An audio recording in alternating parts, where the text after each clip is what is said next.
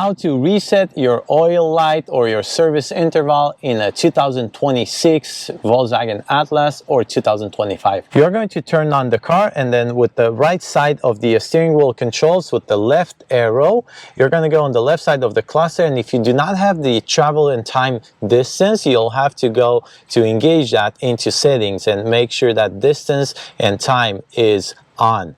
And then you go back. There you go, just like that. And then once you get to the travel and distance time, you go to the left and you keep it pressed for 5 seconds.